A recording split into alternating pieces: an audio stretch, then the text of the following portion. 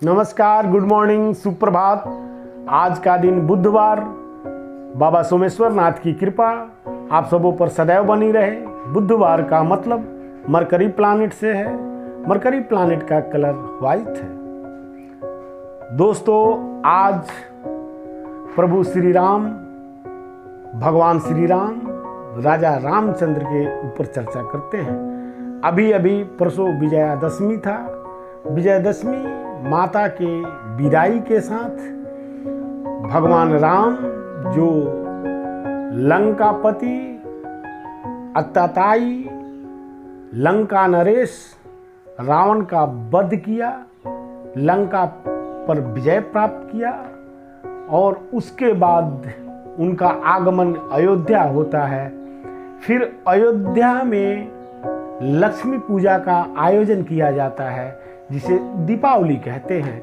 दोस्तों, दीपावली और लक्ष्मी पूजा के संबंध में हम लोग आगे चर्चा करेंगे। अभी दीपावली का तब से ही, रामायण काल से ही ये चलन है, जो हम हमारे समाज में श्रद्धा और उल्लास के साथ मनाते आ रहे हैं।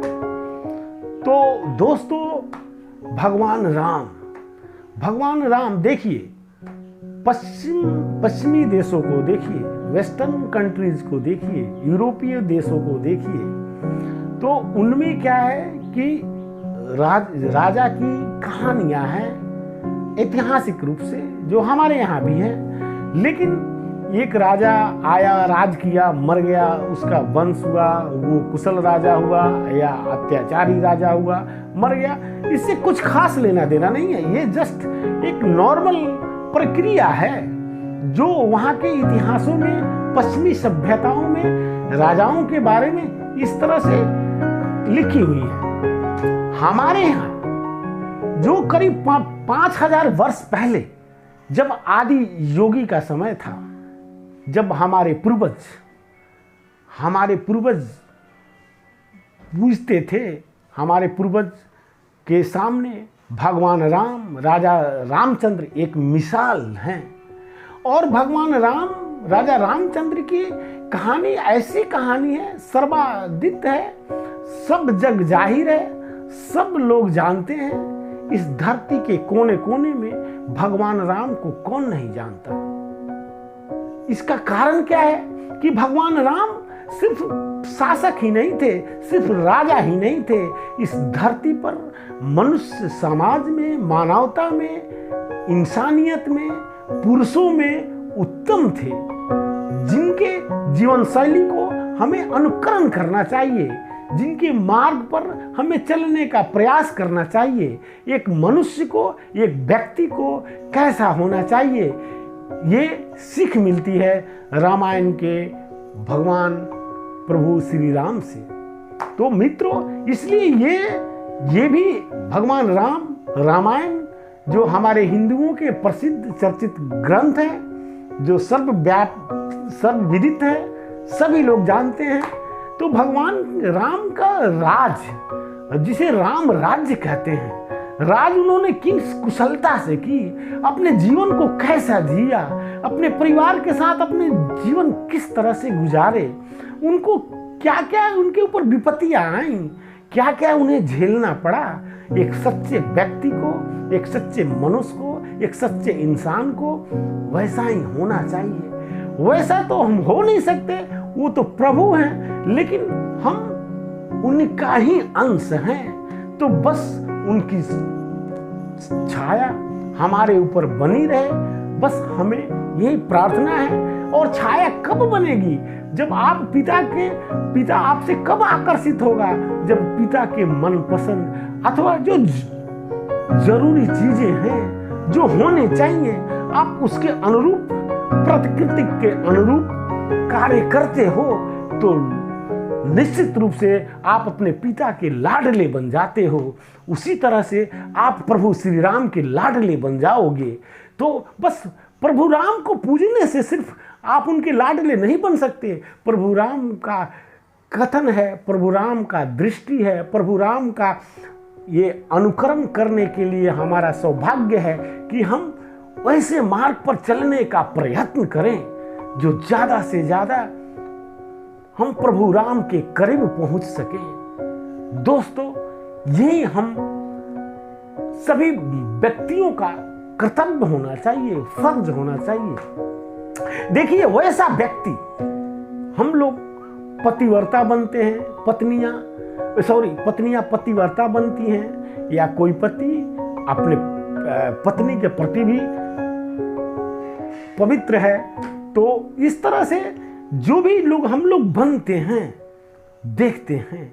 लेकिन देखिए, एक कल्पना कीजिए प्रभु श्री राम के बारे में, वो भी एक व्यक्ति हैं, एक इंसान हैं, एक पुरुष हैं, और अपनी पत्नी के लिए उन्हें 14 वर्षों का वनवास होता है। वन में चले जाते हैं, जंगल में चले जाते हैं। मित्रों, पता नहीं आप में से कोई गया है कि नहीं जंगलों में। मैं कुछ जगहों पे गया हूं। आप 10 मिनट में भी अंदर नहीं रह सकते जंगल में। आपको डर लगना तो है ही, डर तो लगते ही हैं। आपके शरीर में घाव से हो जाते हैं, फोड़ा से हो जाते हैं। कोई इधर से काटता है, कोई इधर से काटता है, छोटे छोटे इस तरह से। ये जो मॉस्किटो है, मच्छर की तरह तरह के वहां भी जीव हैं। तो आप जंगल में 10 मिनट नहीं बिता सकते, 1 घंटे 2 घंटे नहीं बिता सकते, और जंगल में उन्हें 14 वर्षों तक बिताने पड़े। यहां तक कि एक अत्याचारी, एक आताताई और एक पापी के द्वारा उनकी पत्नी माता सीता का अपहरण हो जाता है, और उसको खोजते खोजते पूरा पूरब से दक्षिण की तरफ जाते हैं। 2500 किलोमीटर पैदल चलते हैं। फिर वानरों की सेना और सुग्रीव, ये सारे लोग उन्हें दोस्त के रूप में मिलते हैं, जो उन्हें सहयोग करते हैं, और उस पत्नी को वध करके लंकापति का वध करते हैं। वध करने के बाद लंका के ऊपर विजय प्राप्त करते हैं, अपने पत्नी को प्राप्त करते हैं। और पत्नी को प्राप्त करते हैं तो ऐसा वैसा नहीं, पत्नी को अग्नि परीक्षा के दौर से गुजरना पड़ता है। दोस्तों, यहां ध्यान देने योग्य बात है, पुरुषोत्तम राम, प्रभु श्री राम मात्र एक पुरुष नहीं थे, हमारे एक पथ प्रदर्शक भी हैं, मार्गदर्शक भी हैं। उन्होंने जिस तरीके से अपने जीवन को जिया, अब एक राजा थे। राजा, दोस्तों, उस राज्य का पहला व्यक्ति होता है। उसके चाल चलन आचरण का लोग अनुकरण करते हैं। तो राजा की कोई बात आम न रह, कोई बात गुप्त नहीं रह पाती। राजा की सारी चीजें आम हो जाती हैं। इसलिए राजा को अपने जीवन के बारे में, अपने जीवन में जो उचित है, जो न्याय युक्त है, वही कदम उठाते हैं जो प्रभु श्री राम उठाते थे। न्याय के प्रतीक थे वो, न्याय प्रिय थे वो। एक शासक को ऐसा ही होना चाहिए, क्योंकि उनके करने से प्रजा पर असर पड़ता है। और यहाँ तो प्रभु श्री राम की बात है, पूरे धरती पर असर पड़ती है। इसलिए प्रभु राम ने इतने दिनों तक, महीनों तक दूर रही माता सीता, और एक राक्षस के बंधक बनकर रही। उस दरमियान जो समय उन्होंने गुजारे, उस पर एक आम इंसान का, एक साधारण व्यक्ति का तरह तरह के लांछन लगते हैं, तरह तरह के बुरे ख्याल आते हैं। इन आपके जो नकारात्मक ख्याल हैं, जो बुरे ख्याल हैं, उनको आने से पहले ही भगवान श्री राम ने उस चैप्टर को क्लोज कर दिया। इतने सदाचारी थे। फिर अयोध्या आते हैं, उस पत्नी को कितना प्रेम करते हैं, अग्नि परीक्षा से गुजरना पड़ता है। माता सीता को कितना प्रेम करते हैं। क्या कोई व्यक्ति अपने पत्नी के लिए 2500 किलोमीटर वो खो जाए तो पैदल चल सकता है क्या? आज के जमाने में संभव नहीं है। ये कभी भी संभव नहीं था, सिर्फ प्रभु राम के द्वारा ही संभव हो पाया। तो मित्रों, आप देखिए कि फिर वहां आते हैं, राजकाज संभालते हैं, राम राज्य की स्थापना हो जाती है, अयोध्या में राम राज्य हो जाता है। और उनकी पत्नी माता सीता जो उनको जान से भी ज्यादा प्रिय है, वहां अग्नि परीक्षा लिया। और फिर यहाँ एक धोबी के कहने सुनने पर माता सीता को, जब वो गर्भवती होती हैं, ख्याल करिएगा, एक राजा को पुत्र बहुत प्यारे होते हैं, बेटे बहुत प्यारे होते हैं राजा, क्योंकि उसको वंश चलाना होता है। और उनकी पत्नी गर्भवती है, माता सीता गर्भवती हैं, फिर भी धोबी के बातों को सुनकर माता सीता को राज दरबार से निकाल दिया, फिर से घर से निकाल दिया। क्या ये आश्चर्यजनक नहीं है? क्या एक साधारण व्यक्ति से इस तरह संभव हो पाएगा? कोई अपने पत्नी को जो अपने जान से भी ज्यादा प्रेम करता हो, अपने गर्भवती पत्नी को अपने घर से बाहर निकाल देगा?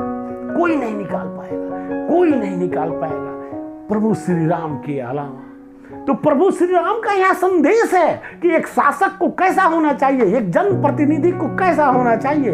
एक शासक को, एक जनप्रतिनिधि को प्रभु श्री राम के शासन प्रणाली को आत्मसात करना चाहिए। प्रभु श्री राम अपने शासन प्रणाली में कोई खामियां न रहे। राजा का सुख नहीं होता, प्रजा का सुख राजा का सुख होता है, प्रजा का दुख राजा का दुख होता है। अगर प्रजा के मुख से राजा के बारे में कोई अनैतिक बातें निकलती है तो वो राजा बनने योग्य नहीं है। इस शब्द को, इस विषय को विराम देने के लिए उस धोबी की बात सुनकर प्रभु श्री राम ने माता सीता को निकाल दिया। तो एक शासक को ऐसा ही होना चाहिए। शासक, राजा सिर्फ अपने परिवार, अपने पत्नी, अपने बच्चों के लिए नहीं होता, वो पूरे प्रजा के लिए होता है। वो चुने गए लोगों के द्वारा होता है। उस पर उतना ही सबका अधिकार है जितना उसके पत्नी और उसके पुत्र का उस पर अधिकार है। इसलिए शासक को होना चाहिए प्रभु श्री राम के तरह। प्रभु श्री राम की जीवन शैली, प्रभु श्री राम के शासन प्रणाली को आत्मसात करें अगर आज के जन प्रतिनिधि, तो निश्चित रूप से उनकी जो शासन प्रणाली होगी वो दुरुस्त होगी, चुस्त होगी और करप्शन रहित होगी, भ्रष्टाचार रहित होगी और स्वच्छ होगी। रोज नित्य नए बुलंदियों की गाथाएं गढ़ेगी। तो दोस्तों, मित्रों, आप सबों से एक निवेदन है कि जनप्रतिनिधि को कमती में माता सीता और प्रभु श्री राम के जीवन शैली से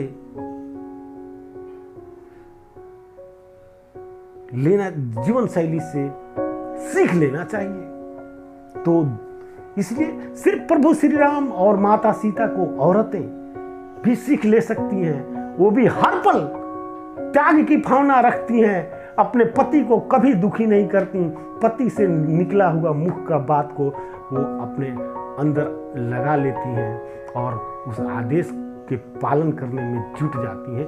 ये पुरुष की, ये इन मनुष्य की बात है, ये पुरुष और औरत दोनों के लिए है कि अगर कोई भी जनप्रतिनिधि है तो सिर्फ अपने बीवी बाल बच्चे, या औरत है तो अपने पति और अपने बच्चों के लिए नहीं, उसको जिन जिन लोगों ने चुना है उन सबका प्रतिनिधि है। जिन्होंने नहीं चुना है, विरोध में वोट दिया है, उसका भी वो प्रतिनिधि है।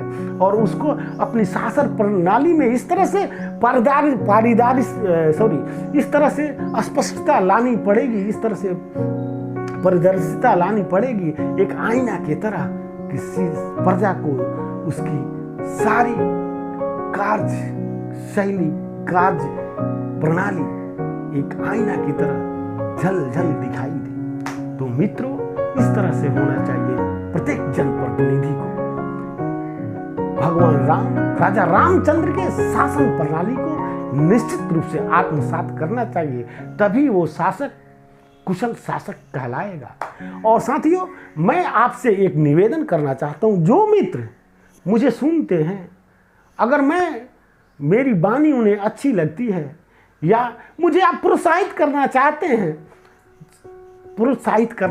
हैं, आप तो अन्यथा हम लोगों की फितरत क्या है, जो फिजूल की है, जो जरूरत नहीं है उसमें भी हम खर्च कर देते हैं, पैसे खर्च कर देते हैं, समय खर्च कर देते हैं। और कोई साथी, कोई अपने बीच का दो शब्द सुबह सुबह शुभ प्रभात बोलने के लिए आपके पास आता है, क्या उसे आप उत्साहित नहीं करेंगे? क्या आप उसका मनोबल नहीं बढ़ाएंगे? ज़रूर, अगर आप बढ़ाएंगे तो मुझे बहुत खुशी होगी और मेरा तहे दिल से आप सबों का हार्दिक धन्यवाद होगा। सिर्फ मनोबल आप बढ़ाएंगे कैसे? तो सब्सक्राइब करके। तो दोस्तों, मैं भूल जाता हूँ, बोल नहीं पाता हूँ कि कृपया मेरे चैनल को सब्सक्राइब करना ना भूलें, लेकिन ध्यान दीजिएगा, आपका सब्सक्राइब, आपके उंगलियों का ये क्लिक मेरे मनोबल को बढ़ाता है, मेरे उत्साह को बढ़ाता है। तो कृपया, मैं आपसे कुछ नहीं मांग रहा, सिर्फ अपनी उत्साह और मनोबल मांग रहा। तो कृपया आप मेरे चैनल को देखते और सुनते हैं तो सब्सक्राइब जरूर करें। दोस्तों, आज के लिए बस इतना ही। कल फिर मिलूंगा, आपके समक्ष उपस्थित होऊंगा कुछ नए विचारों के साथ। तब तक दिया जाए मुझे इजाज़त। धन्यवाद।